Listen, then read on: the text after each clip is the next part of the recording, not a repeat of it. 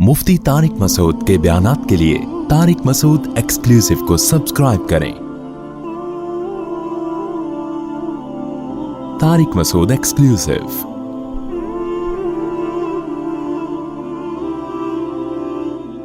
सिर्फ इस्लाम है जो आज़ादी का कायल है और आपको सिर्फ एक खुदा का गुलाम बनाता है, जिसके वैसे ही आप गुलाम हो। आप नहीं भी मानो तो आप हो उसके।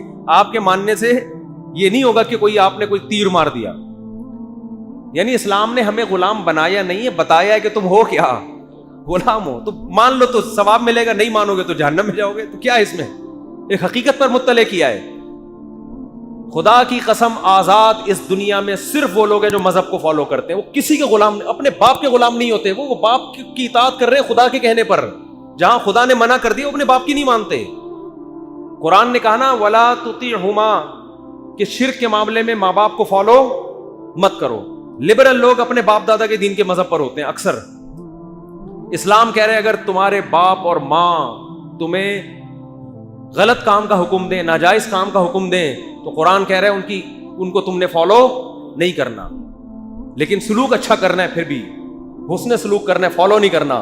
तो इससे पता चलता है हम तो हकीकी गुलाम जिसे कहते हैं, मजाजन तो कह दिए जाते हैं मैं अपने वालिद का गुलाम हूं, मैं फलां का गुलाम हूं, मैं फलां का गुलाम हूं। लेकिन हकीकी गुलाम हम सिर्फ किसके हैं? अल्लाह के हैं, जिसने हमें पैदा किया। तो ये जो है ना, आपको एक खुदा की गुलामी से, जो नाम नेहाद लिबरल लोग हैं, एक खुदा की गुलामी से निकाल के कोई आपको कल्चर का गुलाम बना रहा है, कोई अपने कल्चर का, कोई मगरिबी कल्चर का। अभी ये जो सेनेट में बिल पास हुआ, ये क्या है? ये असेंबलियों में गुलाम जहनियत के लोग बैठे हुए हैं जो कह रहे हैं कि आप अपने बच्चे पे हाथ नहीं उठा सकते और डांट भी नहीं सकते। बेतहाशा मारपीट तो वैसे इस्लाम ने पाबंदी लगाई है उस पर, लेकिन इस्लाम इजाजत देता है बाप को कि भाई तरबियत के लिए बच्चे पे हाथ उठा सकते हो। तो ये कह रहे हैं नहीं उठा सकते। तो इसका मतलब अब बच्चों के बजाय क्या पैदा होंगे? बाप पैदा होंगे। हकीकत है ना, और होना शुरू हो गए, नजर आ रहे हैं। मैं देख रहा हूं बाप बेटे के सामने ऐसे हल्की आवाज से बात कर रहा है और बेटा ऊंची आवाज से बात कर रही है। हमें सेटिंग नजर आना शुरू हो गई है। तो लेकिन अकल पे ताले पड़ जाते हैं, गुलाम गुलाम गुलाम। आप वकीलों का ड्रेस देख लो, कोट पहन के, जून के महीने में कोट पहन के, काले कोट, काला रंग तो वैसे ही बहुत गर्मी लगाता है। काला तो आप गर्मियों में कुर्ता भी पहनो तो आदमी को खाने लगता है, क्योंकि काले रंग में रोशनी जज्ब होती है, बहुत तेजी से काला रंग। तो गर्मी में काला कोट पहन के जो वकील अदालत में आ रहे हो, ये आपको आजादी दिलाएंगे। ये तो खुद किसके गुलाम है भाई? अंग्रेज के गुलाम है। उनके मुल्क में ठंडक है, सर्दी है, वहां ये कोट समझ में आता है, तुम क्यों? लेकिन वही हमारे एक उस्ताद कह रहे थे, अंग्रेज जो पतलून छोड़कर गया वो इन्होंने चढ़ा लिए। पतलून चेंज करने के लिए तैयार नहीं है। और ये कहते हैं मौलवी लोग नजरियाती गुलाम है। मौलवी लोग तुम्हें, मौलवी किसी की गुलामी में नहीं लेकर आता तुम्हें, वो अपनी गुलामी में नहीं ला रहा तुम्हें। ये पादरी हैं जो आपको मजहबी, जो दूसरे मजाहिब के जो मजहबी रहनुमा है ना, वो अपना गुलाम बनाते हैं। इस्लाम में जो अहले हक उलमा है, वो किसी को अपना गुलाम नहीं बनाते। इसकी सबसे बड़ी दलील ये कि हिंदुइज्म में कोई गुनाह करता है तो पंडित के पास जाना पड़ता है। ईसाइयों में कोई गुनाह करता है तो कहां जाएगा? पादरियों के पास। आगा खानियों में कोई गुनाह करता है तो कहां जाएगा? प्रिंस आगा खान के पास। इस्लाम क्या कह रहा है? किसी से गुनाह हुआ, किसी मौलाना के पास नहीं जाना। और मौलाना भी बता रहे होते हैं, मैं यामल सुअन औ यज़लिम नफ्सहु सुम्मा यस्तगफिरिल्लाह, जिससे भी गुनाह हो जाए, अपनी जान पे जुल्म कर बैठे, अल्लाह से क्या करे? गुलाम किसके हैं? अल्लाह के। अल्लाह से हाथ उठा के माफी मांगे, यजिदिल्लाह गफूरर रहीमा, अल्लाह फरमाते हैं अल्लाह को वो गफूर और रहीम पाए। डायरेक्ट किससे? अल्लाह से। कोई वास्ता नहीं है दरमियान में, कोई वास्ता नहीं है। ये जो लोग कहते हैं नहीं अल्लाह तक पहुंचने के लिए दरमियान में वास्ता चाहिए, वो देगची और पानी और आग की मिसालें देते हैं। आग डायरेक्ट पानी तक नहीं पहुंच सकती, दरमियान में देगची का क्या चाहिए? ये भी फजूल सी मिसाल। डायरेक्ट अल्लाह तक। वअन्नल मसाजिद लिल्लाहि फला तदउ मअल्लाहि अहदा। दुआएं मांगने की जगह क्या है? मस्जिद है। मस्जिद में किसी की तस्वीर लगाने की इजाजत नहीं है ताकि शिर्क न फैले। दुनिया की हर कौम में, हर मजहब में तस्वीरें होती हैं उनकी मजहबी रहनुमाओं की। आपने आज तक आलम इस्लाम में किसी मस्जिद में किसी मजहबी स्कॉलर की तस्वीर नहीं देखी होगी। اگر لگی ہوتی تو سب سے پہلے صحابہ محمد صلی اللہ علیہ وسلم کی تصویر مسجد نبی میں لگاتے. لیکن اسلام نے شخصیت پرستی کو ایسا جڑ سے اکھاڑا ہے کہ نبی نے سب سے پہلے اپنی تصویر سے منع کیا اور فرمایا جو لوگ تصویریں بناتے ہیں قیامت کے دن ان من اشد الناس عذابا، سب سے سخت ترین عذاب ان کو ہوگا. تو اسلامی ہسٹری مذہبی عبادت گاہوں میں ہمیشہ سے تصویروں سے پاک، تاکہ یہاں آ کے صرف اللہ یاد آئے. ایسا نہ ہو کوئی کسی تصویر پہ یا کسی کی یادگار ہو اس پہ جھکنا شروع کر دے. تو اسلام تو آپ کو بھائی ہر طرح کی غلامی سے کیا کر رہا ہے؟ نکال. ایسا یہ جب ہندوستان میں انگریز آیا نا، انگریز، تو اس نے سب سے پہلے دینی مدرسوں کو ختم کرنے کی کوشش کی. اور یہ لارڈ میکالے وغیرہ نے لکھی ہے یہ بات، موقع ملا تو اس کے حوالے کے ساتھ میں انشاءاللہ آپ کی خدمت میں پیش کروں گا. اس نے کہا یہاں ہندوستان میں ایک غریب مدرسے میں چٹائی پہ بیٹھ کے علم حاصل کرنے والے میں اتنا کانفیڈنس ہوتا ہے، چٹائی پہ بیٹھا ہے، نہ کوئی اسکالرشپ اس کی، چندوں کے پیسوں پہ وہ پڑھا ہے، غریب لوگ، لیکن وہ علم حاصل کرنے کے بعد اس میں کانفیڈنس ایسے ہوتا ہے، بات ایسے کرتا ہے جیسے آکسفورڈ یونیورسٹی سے پڑھا ہوا ہو. یعنی ہم اتنے وسائل خرچ کر کے جو کانفیڈنس پیدا کر رہے ہیں، یہاں مدرسوں میں چٹائیوں پہ بیٹھ کے علم حاصل کرنے والوں میں وہ کانفیڈنس. یہ کس چیز کا کانفیڈنس ہے؟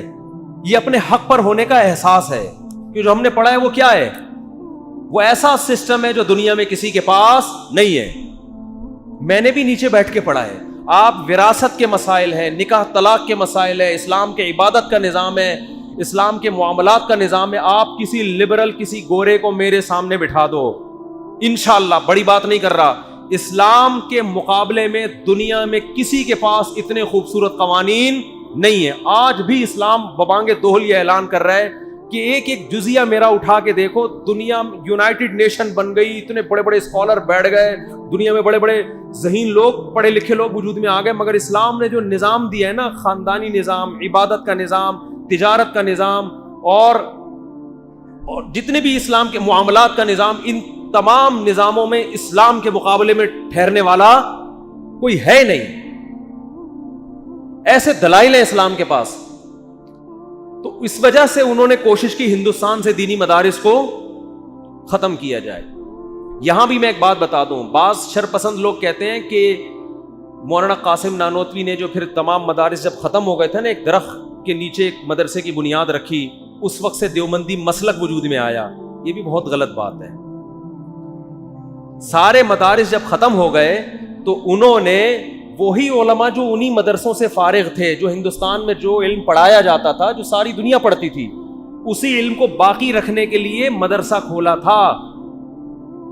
تو ان کے اگینسٹ جو لوگ چلے ہیں، جو ان کے نظریات سے اتفاق نہیں کیا، ان نظریات سے فرق کرنے کے لیے ان کو دیوبندی کہا جاتا تھا. یہ مطلب نہیں تھا کہ نئے مسلک کی بنیاد رکھی انہوں نے اور یہ اس وقت سے وجود میں آئے ہیں، کیونکہ وہ دیوبند میں تھا تو اس لیے اس کا نام کیا پڑ گیا، ورنہ وہ سارے ہندوستان اور بر صغیر کے سارے وہی علماء تھے.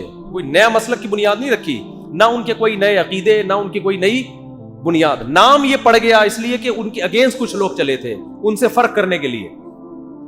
تو خیر، تو حقیقی معنی میں آپ کو براڈ مائنڈڈ کون بناتا ہے میرے بھائی؟ اسلام بناتا ہے. ہر بات عقل سے کرتا ہے، اور آپ کو ہزاروں لاکھوں انسانوں حتیٰ کہ اپنے کلچر کی غلامی سے نکال کے کہاں لے کر آتا ہے؟ اللہ کی غلامی کی طرف. اس پہ آپ کو اطمینان ہوتا ہے کہ میں جو کچھ کر رہا ہوں صحیح کر رہا ہوں. مسلمان اگر بیوی کے حقوق بھی ادا کر رہے ہیں نا، بیوی کی وجہ سے نہیں، وہ کس کی وجہ سے؟ خدا نے حکم دیا ہے، خدا کا آرڈر ہے. وہ آپ کو محبت ہوگی تو بھی حقوق ادا کرنے، نہیں ہوگی تو بھی ادا کرنے.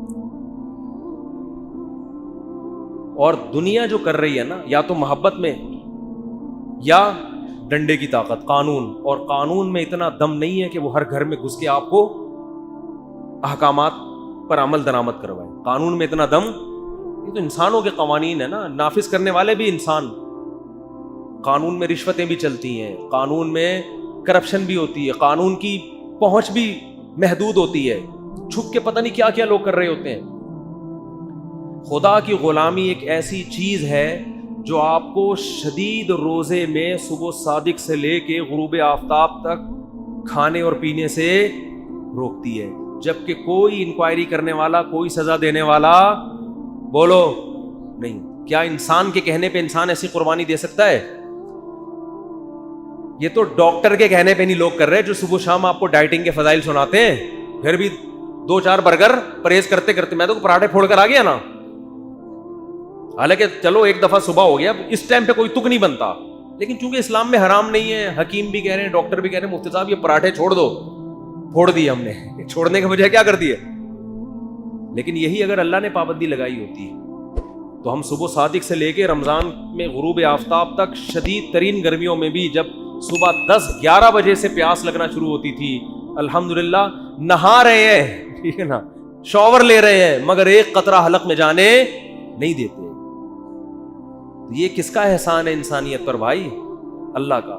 تو جو اسلام انسان کو اتنا مہذب بنا دے کہ جس خدا نے گرمی میں پابندی لگا دی ایک قطرہ نہیں پی سکتے وہ نہ پیے, تو وہ اسلام لوگوں کے حقوق بھی دلوا سکتا ہے اپنے ماننے والوں سے. وہ بچوں کے حقوق بھی دلوائے گا, وہ بیوی کے حقوق بھی دلوائے گا, وہ باپ کے حقوق بھی دلوائے گا, اور دلوا رہا ہے. ہمارے معاشرے کا نا میڈیا غلط رخ لوگوں کے سامنے پیش کرتا ہے. جو ہمارے معاشرے میں پازیٹیوٹی ہے جو بہت زیادہ ہے نیگیٹیوٹی کی نسبت, اس پازیٹیوٹی کو ہمارے چینل اس کو پروموٹ نہیں کرتے. ہمارے یہاں بد اخلاقی کے واقعات دکھائیں گے, وہ 5 روپے اس سے لوٹ کے کھا لیے اس نے, اور گالیاں دے رہا ہے, اور یہ کر رہا ہے اور وہ کر رہا ہے. جو قربانی کا جذبہ انسانوں کے لیے ہمارے ہاں اب بھی ہے وہ اس معاشرے میں نہیں ہے.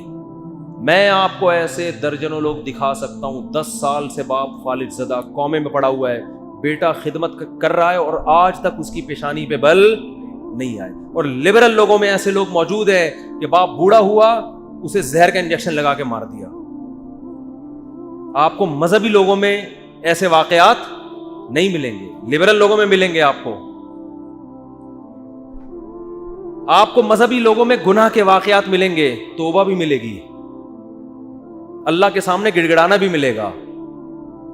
جو نام نہاد لبرل ہیں اس میں گناہ کے واقعات ملیں گے, اللہ سے اس گناہ پہ توبہ بولو نہیں ملے گی, وہ ندامت نہیں ہوتی. میں نے ایسے بہت لوگ اپنی زندگی میں دیکھے ہیں, ہم نے بھی ایک عمر کا ایک حصہ گزار لیا, بیوی سے ایسی وفا کی ہے, ایسی وفا کی ہے, بڑے خوبصورت ہینڈسم, پیسہ, ماں باپ نے کان پکڑ کے شادی کر دی, آڑی ترچی لے آئے گھر میں. اب کہا جب ہو گئی ہے تو ہماری قسمت, کوئی میچنگ کی نہیں ہو, پہلے ایسے ہی ہوتا تھا. ابا نے کان پکڑ کے جہاں شادی کر دی پہنا دی ابا نے, ساری زندگی وفا کی. پہلے تو یہی ہوتا تھا, ساری زندگی لوگ کہتے تھے یار یہ اتنا ہینڈسم پڑھا لکھا اس کی بیوی کو دیکھو, لیکن کیا کر رہے ہیں, طلاق کی طرف نہیں جاتے تھے, وفا کر رہے ہیں. بھائی زندگی گزاریں گے اس کے ساتھ. آپ دیکھ لیں اپنے باپ داداؤں میں سارے جوڑ کے تھوڑے ہوتے تھے رشتے.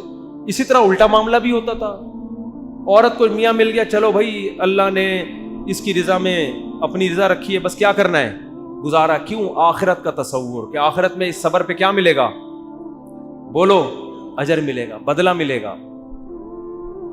ہمارے محلے میں ایک صاحب رہا کرتے تھے, انتقال ہو گیا, اللہ مغفرت فرمائے. ان کی بیوی 30 سال سے فالج میں اور پتہ نہیں مختلف بیماریوں میں, 30 سال انہوں نے اپنی زوجہ کے علاج میں لگا دیے, مگر آج تک ہم نے نہیں دیکھا کہ ان کی پیشانی پہ بل آ جاؤ کہ یار میں شادی کر کے عذاب میں آ گیا. نہ نہ نہ, کہتے ہماری کیا ہے قسمت, شاید وہ ہمیشہ یہ کہتے شاید اللہ اسی پہ بخش دے بھائی ہمیں,